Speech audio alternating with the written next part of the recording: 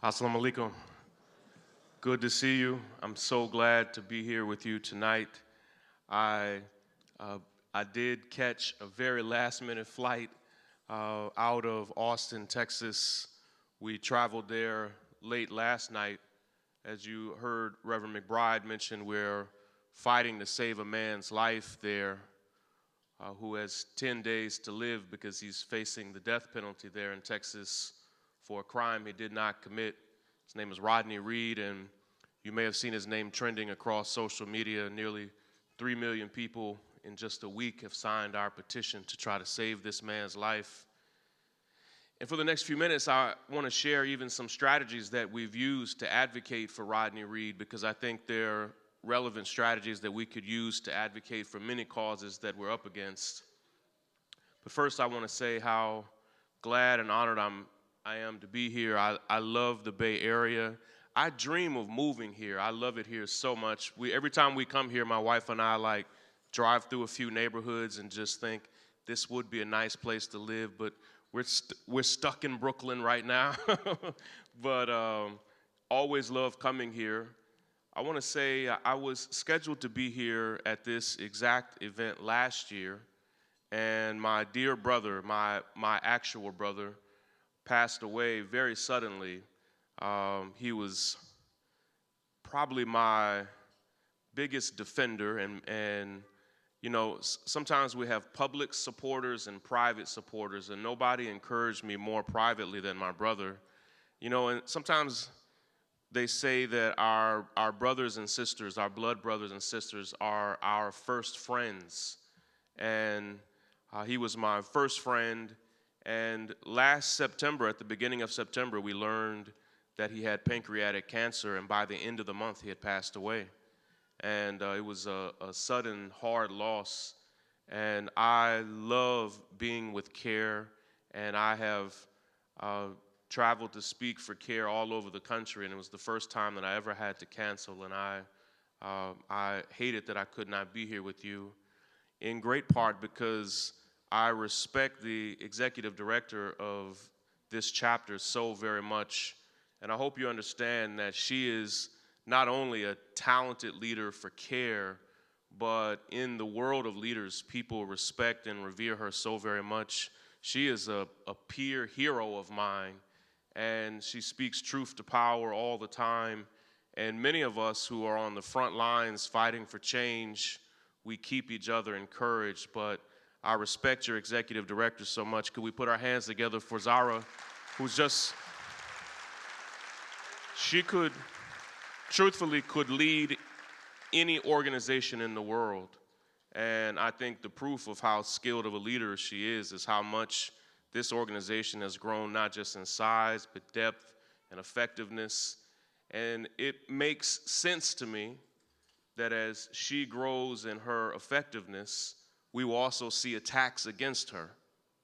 And I have experienced the same thing in my own life, almost to the point where now I can predict it with absolute certainty that the more effective I get at something, the worse the attacks will be. So that I can see them coming from far away now, that as we get more and more effective, the attacks can be more and more harsh. And I ask you, as your friend and as your brother, to please continue to stand with her, defend her. She is our leader. And we have to defend our leaders like our lives depend on it, because they do. And I'm thankful to call her my sister, and I'm grateful to be able to call so many of you my friend. You have supported me and defended me in so many situations, and it's comforting to know that you have people who have your back and won't bail when times get hard. So thank you for that, and thank you for supporting me when my brother passed away this past year. Not to be too political, but I do greet you on behalf of the Bernie Sanders campaign, and he loves CAIR and this organization, and we think Bernie can win California. I am getting super political right now. I wasn't supposed to say all of that, but we just love him for his authenticity of obviously also for his defense of Palestine and for Palestinian human rights, and he continues to do that when almost nobody else will, not in the presidential race at least. I also greet you on behalf of San Francisco's brand new district attorney, Chesa Boudin, who we just learned a few hours ago was just elected. And I am literally leaving this event to go speak at another event for Chesa later tonight. But we are grateful for your support of him, and I think CAIR will find Chesa to be a close friend in San Francisco, and I'm glad that he's in that position. A few years ago, I was not known as an activist or an organizer. I had been an activist for most of my adult life, even through high school and college. But in 2014, I was actually living here in California. And social media is weird because it kind of freezes you in time. And so depending on when you followed me, if you started following me 2 or 3 years ago, you only know me for who I've been over these past 2 or 3 years. But I was a pastor for many years in Atlanta, and I think that's why many of my closest friends are imams around the country who I think I am every imam's favorite recruit for Islam. In part, though, because we share a close affinity for Scripture, just our faith and love of God, and just of integrity of people. And I moved from Atlanta to Southern California.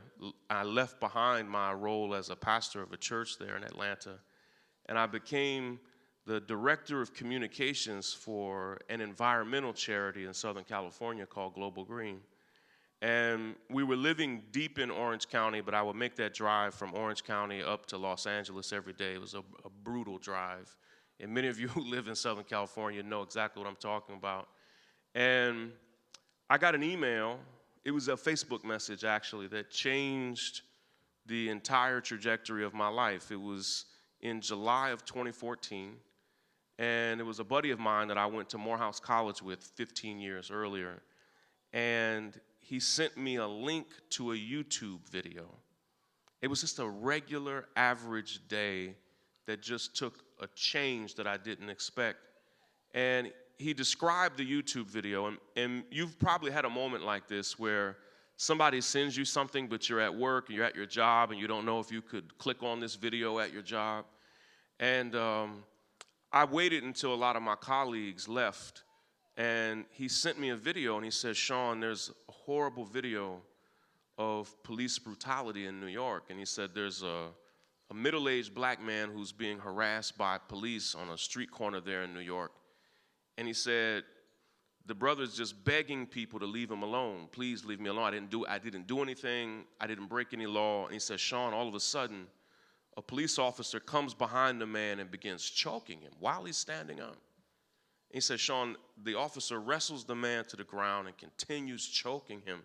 And you can hear the man yell out, 'I can't breathe, I can't breathe.'" And he said, "Shaun, the guy dies right there on the sidewalk." Now, you have to go back in time with me because over the past 5 or 6 years, we've seen a lot of horrible videos of police brutality.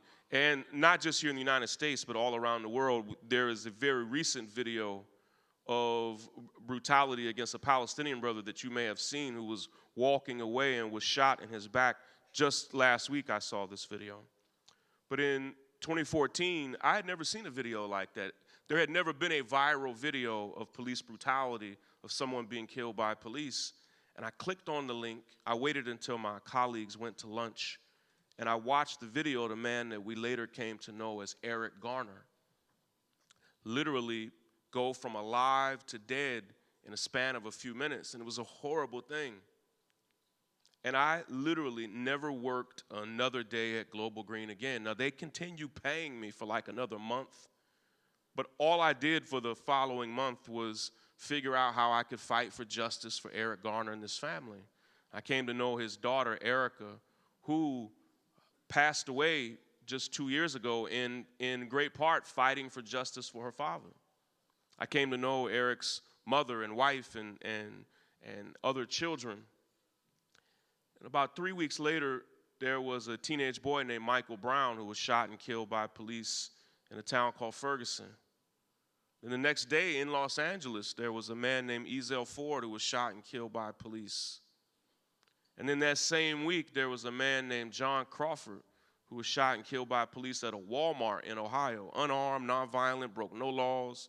His wife had just had a baby. He was literally in the pet food section, and somebody had lied and called 911 and said there was an active shooter. And when police saw John, they thought he was the shooter and just shot and killed him right there in the Walmart. He was not an active shooter. And all of a sudden, all around the country, people began chanting this phrase that many of you have heard before, Black Lives Matter.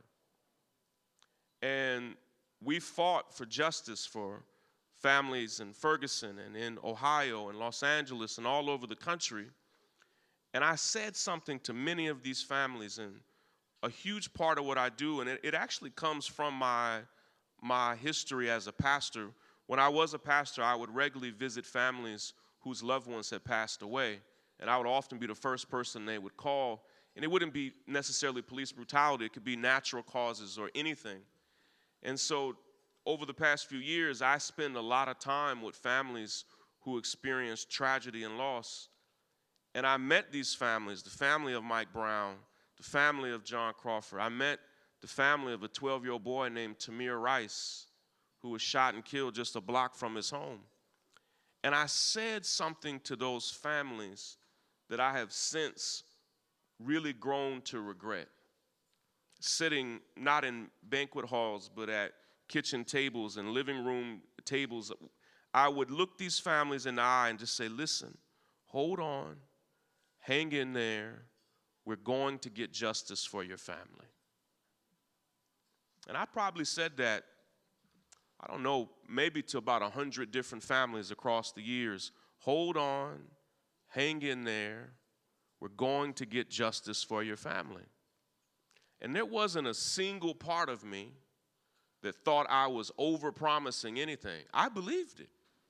Each time I told a family, hold on, hang in there, don't give up, we're going to get justice for your family. I believed it. But come December of 2014, we found out for family after family, case after case, that there would be no justice.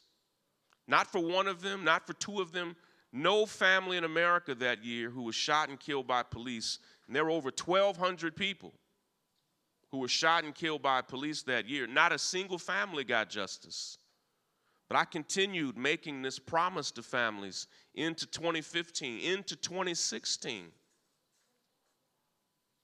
And finally, there was a young boy named Jordan Edwards, a 15-year-old, beautiful soul, 4.0 GPA, star athlete at his school outside of Dallas, who was shot and killed by police, again, unarmed, nonviolent, broke no laws.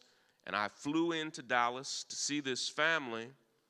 And as I got out of the car and got ready to knock on the door to see this family, and that's a hard, long walk to go spend time with a family whose baby boy, who was a star, is literally shot in the face and killed by police.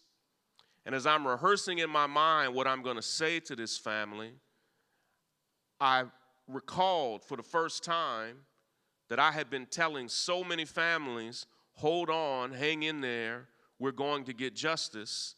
And for the first time, I made up in my mind that I just wasn't going to tell them that anymore. And so I sat down with the family of Jordan Edwards, my best friend and I, Lee Merritt, who's a civil rights attorney, sat down with this family, and I told them what I'm about to tell you. I said, I have unfortunately met with about 100 families who've experienced what you've just experienced, and not a single one of those families got justice. And they were crushed, because it's comforting to hear, hold on, hang in there, we're going to get justice. It's comforting, but it wasn't true. And in that moment, the family of Jordan Edwards and myself and their attorneys decided that we would do everything differently than we had done before. That we would approach the pursuit of justice differently, that we would think about how we did it and pursue it differently. And over those next few months, we started thinking about all the decisions that we had made that were not bad decisions, from marching and protesting. And Jordan's family was the first family we'd ever worked with who said they didn't want to march. They didn't want to protest. They didn't want anything to do with it. They wanted, whatever had been done before, they wanted to do the opposite of that. And that's not me here. I'm not saying let's not march, let's not protest. But the family just said, we want to try this in a different way. And they were the first family of nearly 100 families that I worked with who actually got justice. That family, when I say justice, I have to put quotation marks around it. The officer who killed their baby boy was convicted and sent to prison for murder. He was the first officer of a family that we work with who was convicted. And it caused me to question a lot of the methods that we had used over the past few years. And I want to share some of the hard lessons that I've learned because I think they apply to many of the same goals that CAIR fights for each and every day. We were never wrong in 2014 or in 1964 or 74 or 84. We were never wrong to march or protest. In 2014, we were not wrong to create hashtags or trending topics. But what I did not account for and what I did not fully understand was that there were people in power that we needed to make very particular decisions who did not care if we marched or not. And I mean that in the deepest possible way. They literally could care less. I didn't understand that. They did not care if we shut down highways, if we shut down airports or roads or businesses. They genuinely, earnestly did not care. They did not care if our story was the #1 trending topic in the world. They were always willing to ride that out and wait it out. So we started asking ourselves, well, what is it that we can do that actually will make change on the issues that matter? And that's when we started an organization that was referenced in the introduction called Real Justice, where we decided that if the district attorneys, now in this country there are 2,300 district attorneys, and they basically run the local justice systems, that if those district attorneys were not going to listen to us, that we would just replace them with people who would. Now that was easier said than done. It's not a thing that you snap your fingers to do. But since we made that decision in December of 2016, we have now helped manage and run campaigns all over the country. And we replaced district attorneys in Philadelphia, in Boston, in San Antonio, in St. Louis. The district attorney who refused to prosecute the officer who murdered Mike Brown was replaced. And we did that.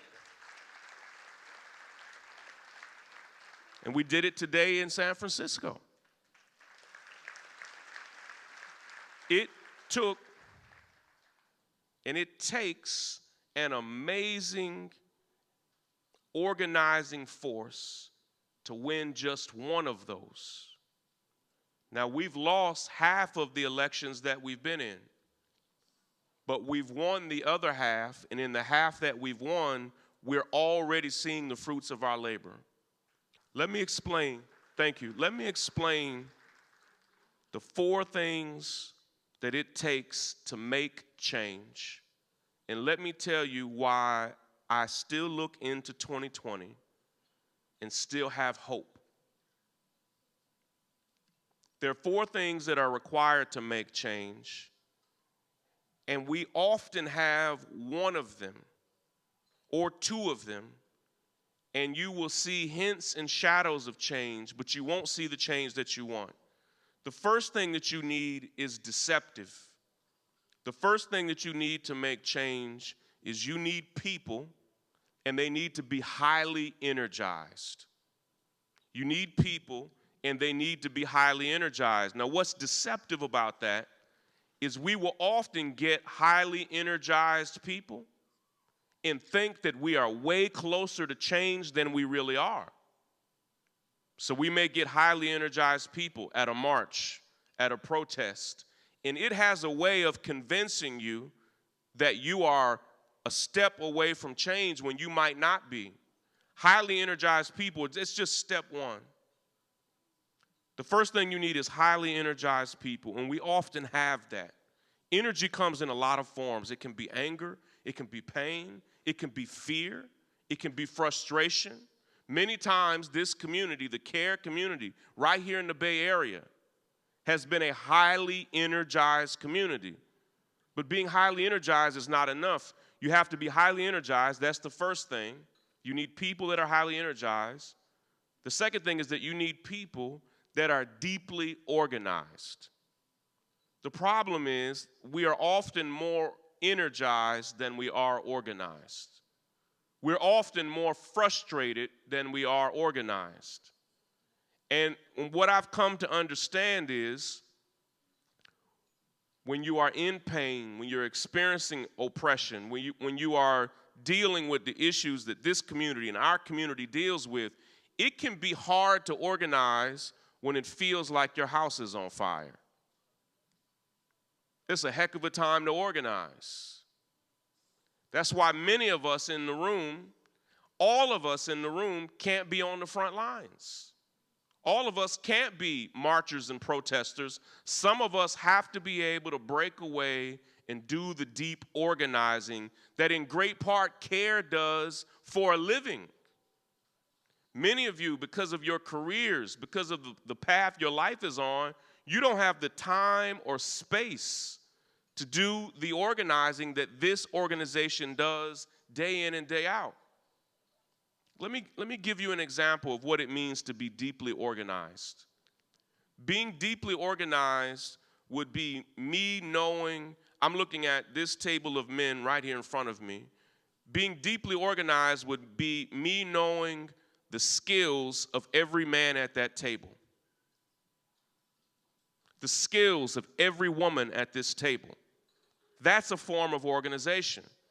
So that if the only 10 people I know are the 10 women at this table, but I know her skills and her education and her background, then the 10 of us can make change together.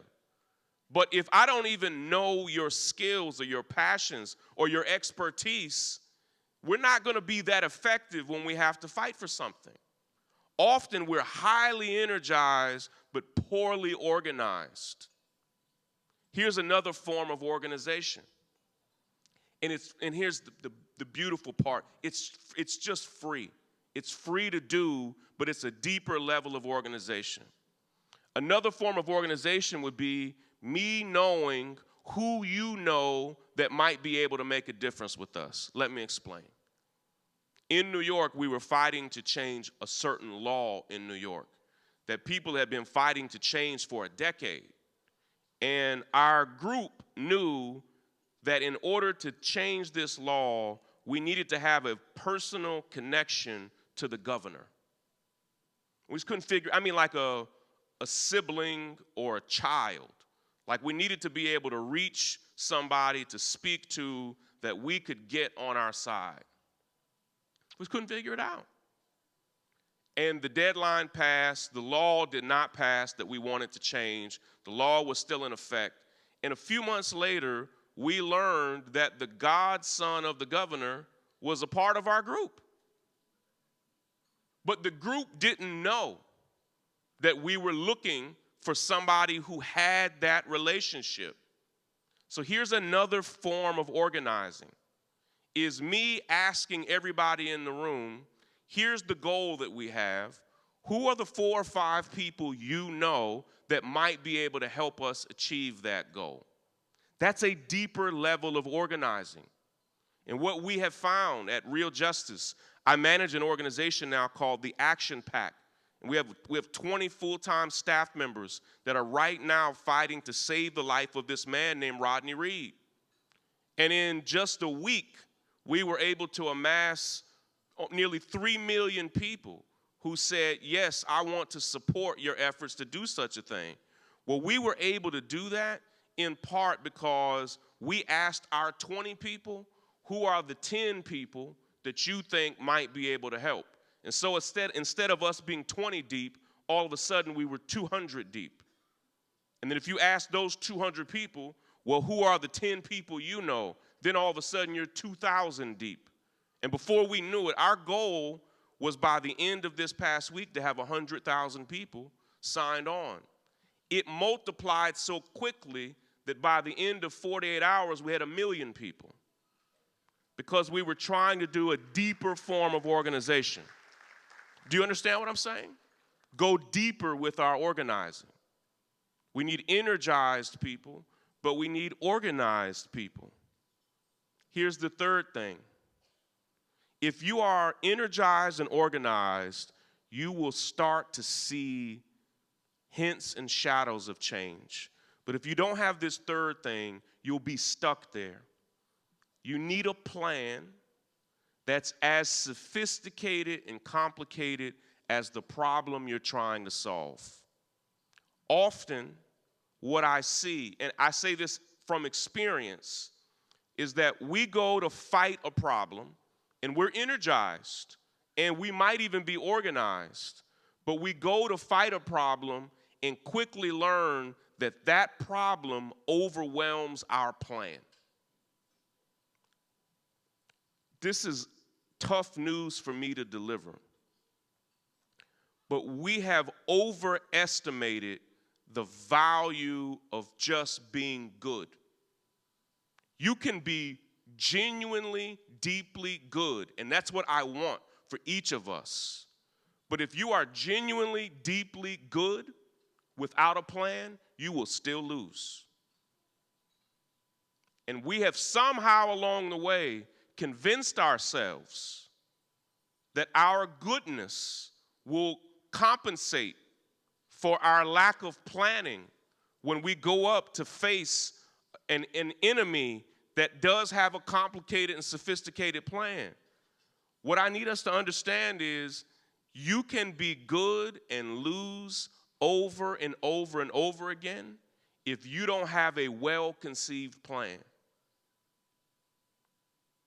I'm a part of a team that started to map out how we could actually change this thing that we call America's criminal justice system. And as we started, and there are members of our team that are from every organization all around the country, and as we started mapping out the problem, we realized that America doesn't really have a justice system. It actually has about 30,000 little systems, not one. And part of why we kept failing at changing the justice system is we hadn't properly diagnosed the reality that there wasn't a justice system, but there were 30,000 little ones. And I mean that literally. There are about 10,000 jails and prisons, each with their own policies and procedures. There were about 10,000 police and sheriff's departments, 2,500 district attorney's offices. And when you add all of the different offices and systems up, there are about 30,000 little systems. And part of why we kept failing, in spite of being energized and organized, was that our plan was not as sophisticated as the problem. So we kept trying to solve a problem that had 30,000 parts with one solution. Now we're saying, how do we create 30,000 little plans? At first it seemed overwhelming. Then we started just trying to organize with the problem in mind. There is no problem, hear me. There is no problem that this community cannot solve. I believe right now there are enough people just in this room that if we never had another friend or ally to ever believe in us, there are enough of us in this room to solve virtually every problem we care about if we're energized, organized, with sophisticated plans. And here's the last thing. You can be energized, organized, with sophisticated plans, but if they're not well funded, it can only do so much. That's why I love being able to be here at a fundraising gala, to be able to encourage you to make social change a part of your budget. I love my favorite part of the evening is to see I am glad they don't ask me to do the fundraising because it's so hard, but it's a skill. But I am a fundraiser by nature as well, and I never mind asking for it, because when you believe in something, you should fund it.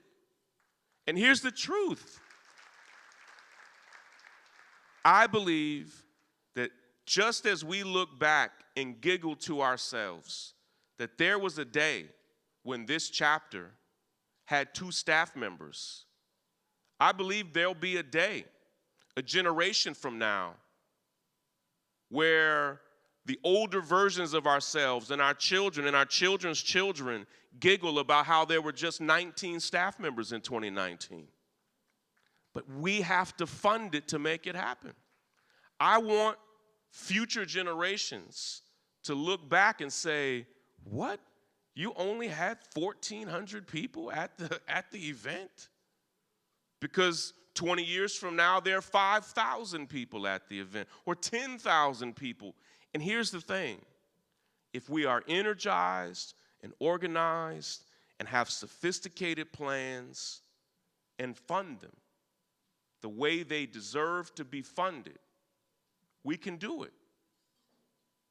I hate to say this organization's name at this event, but there is an organization that is energized and organized, and their plans are way more sophisticated than we ever give them credit for, and they're very well funded.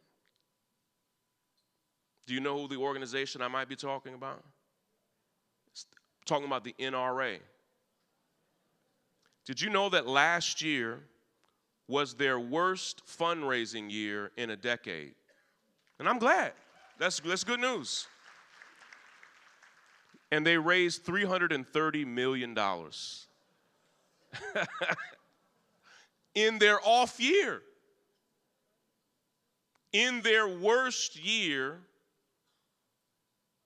they raised 10 times more than almost any other civil rights organization in this country. In their bad year.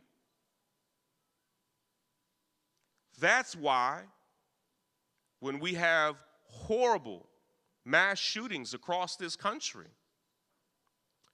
you may remember, it seems like a decade ago, but it was actually just a little over 2 years ago, when a man took enough weapons for a small army into a hotel in Las Vegas and shot 540 people.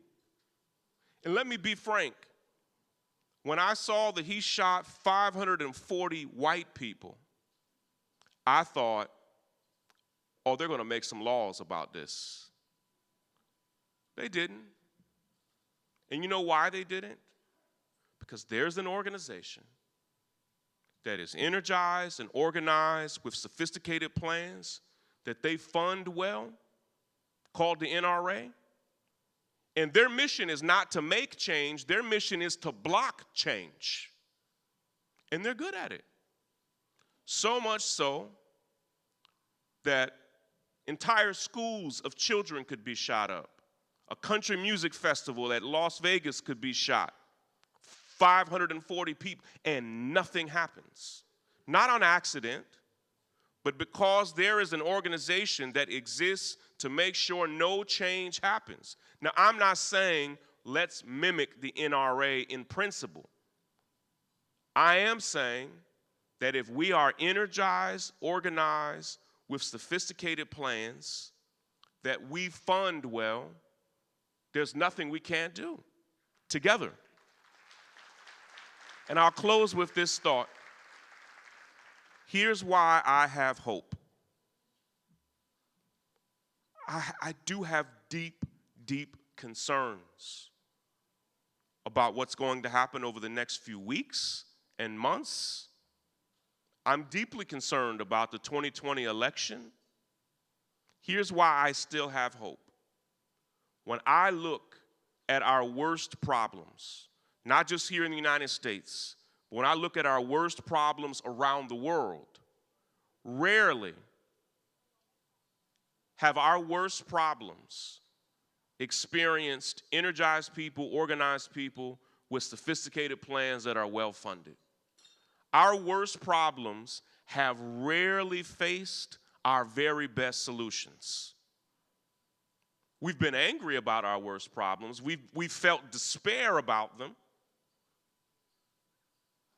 But have our worst problems faced our very best solutions? I don't think so.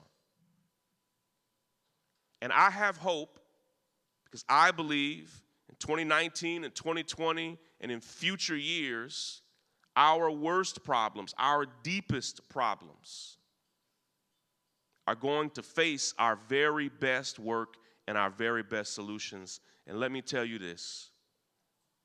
I pledge to you and promise to you that no matter how hard things get, I will be there with you. I'll be there by your side, and we will fight for these things together. Thank you so much for having me.